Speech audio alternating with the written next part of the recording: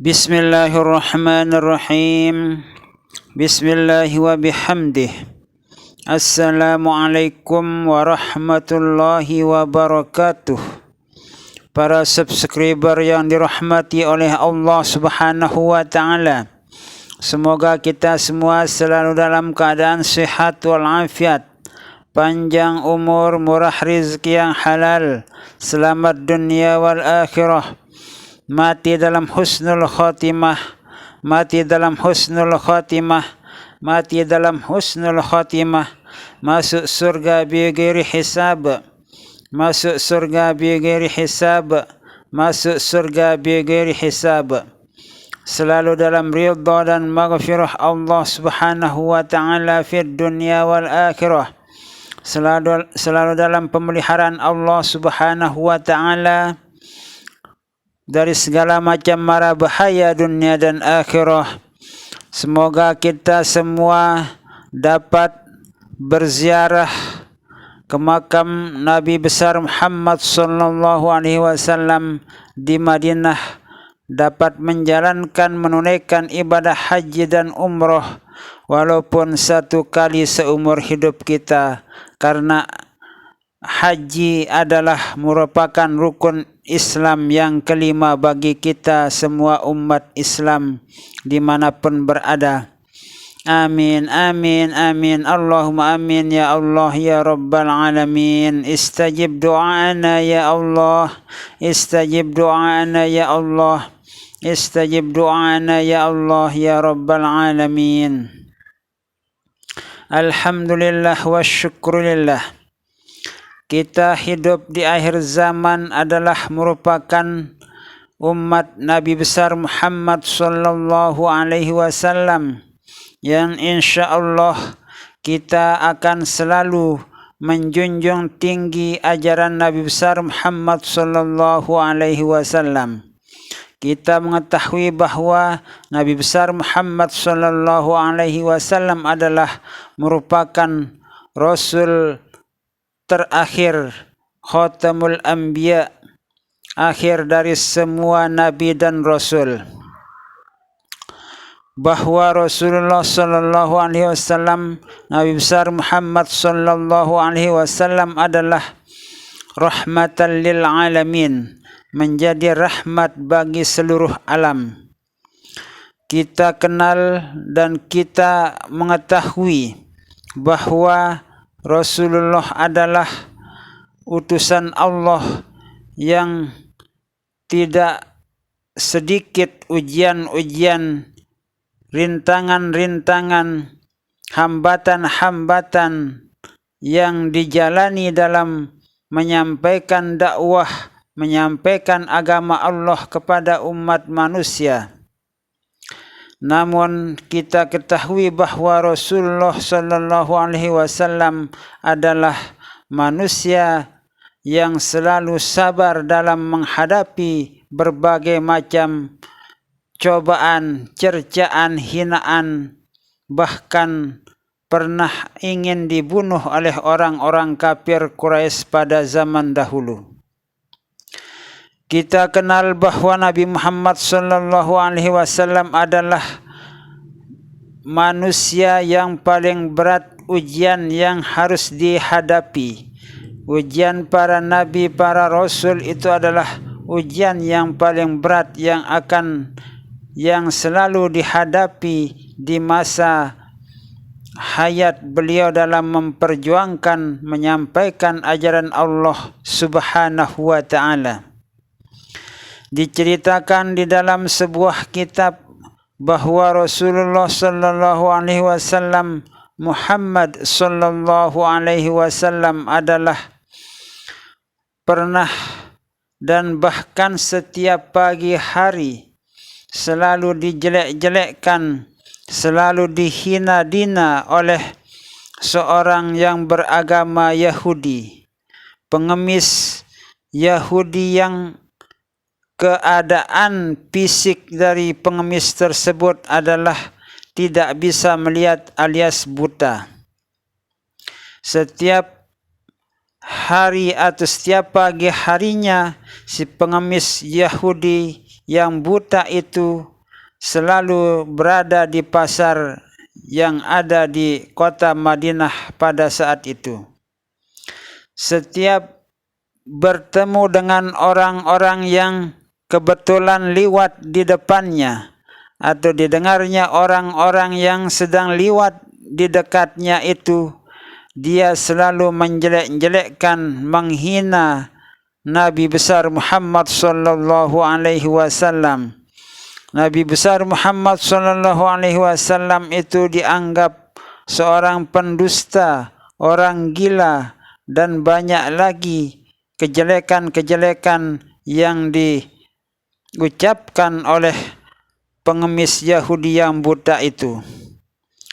Namun Nabi besar Muhammad sallallahu alaihi wasallam walaupun dihina-dina, dijelek-jelekkan oleh si pengemis Yahudi yang buta itu, Nabi besar Muhammad sallallahu alaihi wasallam selalu berhati mulia kepada siapapun yang menghina beliau. Sampai Nabi besar Muhammad sallallahu alaihi wasallam walaupun dihina-dina, dijelek-jelekkan oleh pengemis Yahudi yang buta itu, Nabi besar Muhammad sallallahu alaihi wasallam dengan ikhlas hati, dengan kebersihan hati beliau itu menyuapi si pengemis Yahudi buta itu sampai si Yahudi pengemis buta itu kenyang sarapan pagi. Di saat si pengemis Yahudi buta itu disuapi oleh Nabi besar Muhammad sallallahu alaihi wasallam, pengemis buta itu menjelek-jelekkan, menghina Nabi besar Muhammad sallallahu alaihi wasallam walaupun disuapi makanan-makanan yang bisa mengenyangkan si pengemis Yahudi buta itu. Namun Nabi besar Muhammad sallallahu alaihi wasallam tidak membalasnya dengan kejahatan, bahkan dibalas dengan suatu kemuliaan akhlak yang sangat dikagumi. Wa ma arsalnaka illa rahmatan lil alamin. Karena Nabi besar Muhammad sallallahu alaihi wasallam adalah diutus untuk semua makhluk, rahmat bagi seluruh alam.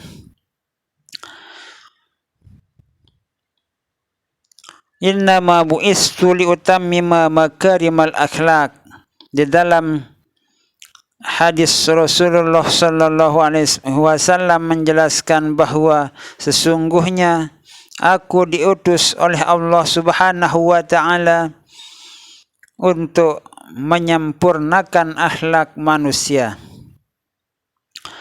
Sampai meninggal dunianya, sampai wafatnya Rasulullah sallallahu alaihi wasallam, Muhammad sallallahu alaihi wasallam itu terus dihina, dijelek-jelekkan oleh si pengemis Yahudi buta itu.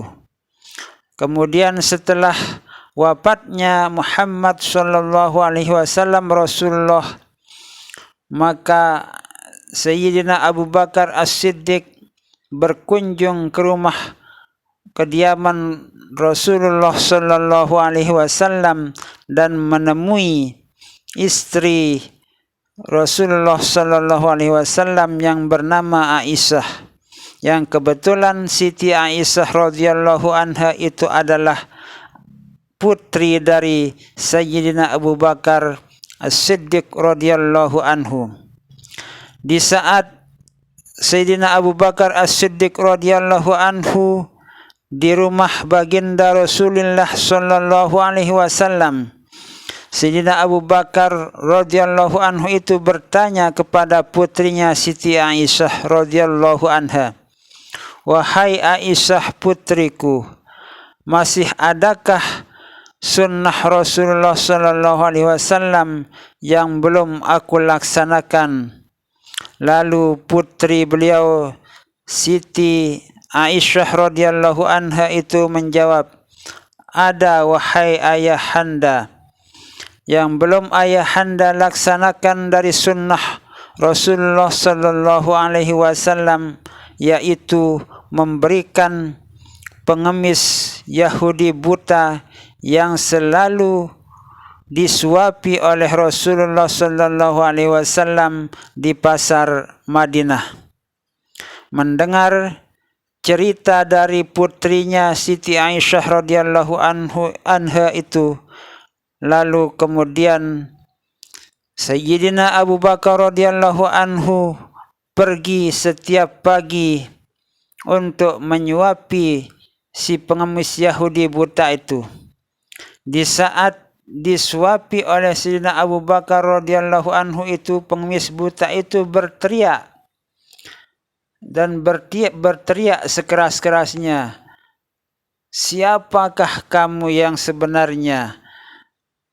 Lalu kemudian Sayyidina Abu Bakar radhiyallahu anhu itu menjawab, "Aku adalah orang yang selalu menyuapimu makanan setiap paginya."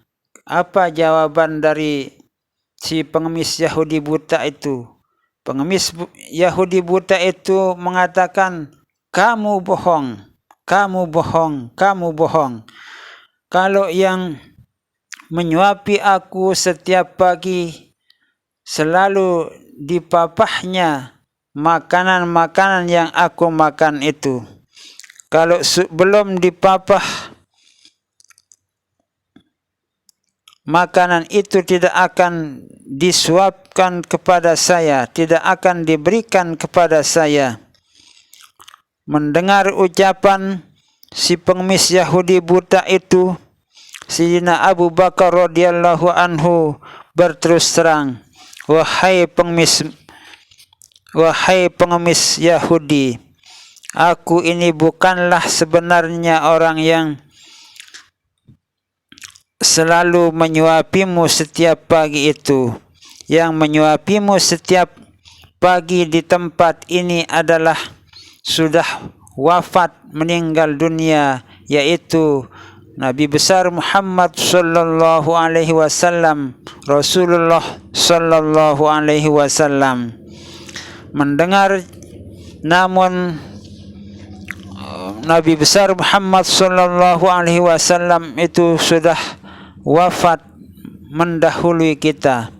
Mendengar jawaban dari Sayyidina Abu Bakar radhiyallahu anhu itu, pengemis Yahudi buta itu meneteskan air mata dan menangis sejadi-jadinya.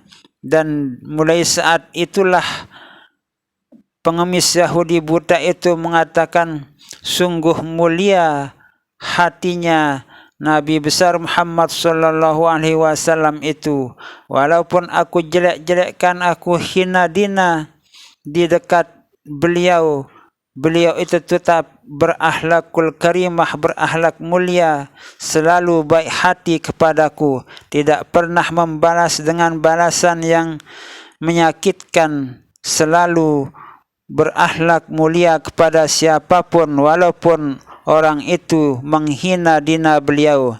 Maka mulai saat ini saksikanlah wahai Abu Bakar Siddiq radhiyallahu anhu, bahwa pada saat ini aku bersaksi bahwa tidak ada Tuhan selain Allah dan Nabi Muhammad sallallahu alaihi wasallam itu adalah utusan Allah. Lalu kemudian si pengemis Yahudi buta itu menjadi mu'allaf dan masuk kepada ajaran, menjadi pemeluk agama Islam. Nah, itulah kisah yang diceritakan dalam sebuah kitab bagaimana akhlak seorang pemimpin, khususnya Nabi besar Muhammad sallallahu alaihi wasallam. Siapapun kita yang menjadi pemimpin, maka contohlah bagaimana kemuliaan akhlak Rasulullah sallallahu alaihi wasallam. Karena pemimpin itu harus berakhlakul karimah, bertutur baik, bertingkah laku yang sopan dan jujur, serta pemberani dalam menegakkan kebenaran. Semoga kita semua diberikan pemimpin-pemimpin yang amanah, yang selalu santun kepada rakyat. Semoga kita semua menjadi hamba-hamba Allah yang mendapat ridha dan maghfirah Allah Subhanahu wa taala dari dunia sampai akhirah.